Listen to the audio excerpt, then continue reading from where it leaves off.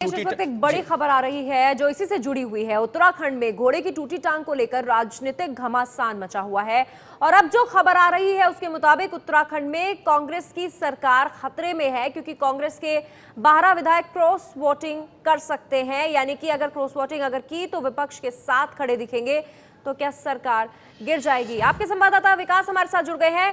विकास, क्या स्थिति बनी है इस वक्त उत्तराखंड में? ये देखिए, उत्तराखंड में स्थिति बेहद नाजुक है। विधानसभा में बजट सत्र चल रहा है और बजट आज पास होना है।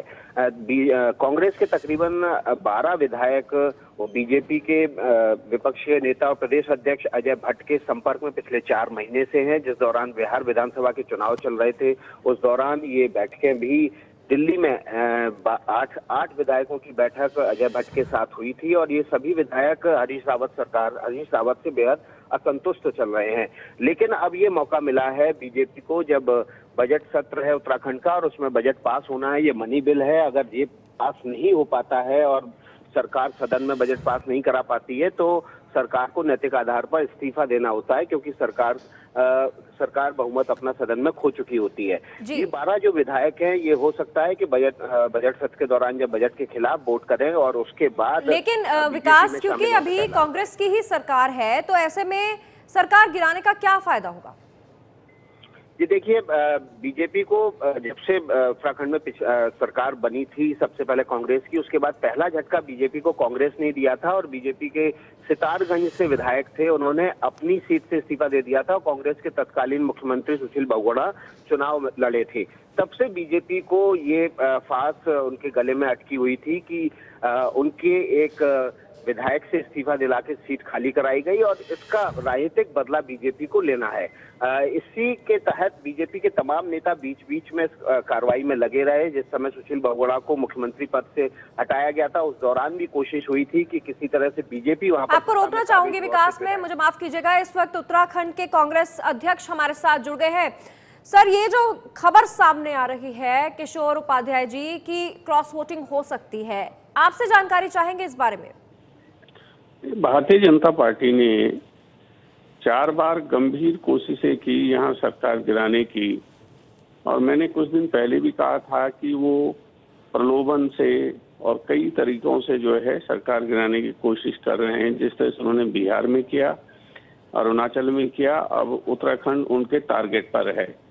लेकिन मैं सबको विश्वास दिलाना चाहता हूँ आपके माध्यम से, हमारे सरकार स्थिर है, हमारे सारे एमएलए, विधायक, मंत्री एकजुट हैं और इसमें भी उनको मुंह की खानी पड़ेगी। कोई खतरा जो है वो उत्तराखंड की सरकार पर नहीं है। भारतीय जनता पार्टी के जो कुत्सित प्रयास हैं, जो लोकशाही और संविधान के पर जो वो के खिलाफ काम करना चाहते हैं, उसमें सफल नहीं हो पाएंगे। किशोर जी, और 12 विधायक, जो सूत्रों के हवाले से जानकारी मिली है, कांग्रेस के ऐसे 12 विधायक हैं जो विपक्ष के साथ जा सकते हैं, क्रॉस वोटिंग कर सकते हैं।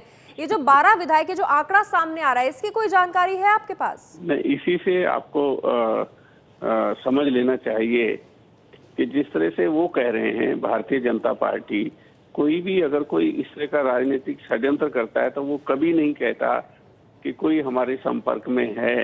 इसी से पता चल सकता है कि वो बिना बात के यहाँ एक राजनीतिक अस्थिरता का माहौल पैदा करना चाहते हैं और देवभूमि उत्तराखंड की जनता का विश्वास हरीश रावत जी के साथ है, कांग्रेस के साथ है, वो सफल नहीं होंगे, कोई उनके संपर्क में नहीं। आप ये कह रहे हैं कि अफवाह उड़ाई जा रही है, इसमें कुछ भी सच्चाई नहीं? ये बिल्कुल अफवाह है, अफवाह के अलावा कुछ नहीं है। ये एक आध दिन में जब सब चीजें हो जाएंगी आपके सामने आ जाएगा। ये इसलिए अफवाह फैला रहे हैं कि पूरे देश और दुनिया में जिस तरह से इनके विधायकों ने, भाजपा के कार्यकर्ताओं ने एक निजी जानवर पर हमला किया, उससे जो उनकी छवि धूमिल हुई है, उससे ध्यान हटाने के लिए ये सब इस तरह की बातें की जा रही। जी जी, बहुत बहुत शुक्रिया किशोर जी आपका हमारे साथ जुड़ने के लिए। उत्तराखंड में क्या कांग्रेस की सरकार खतरे में है? हालांकि कांग्रेस इससे इनकार कर रही है।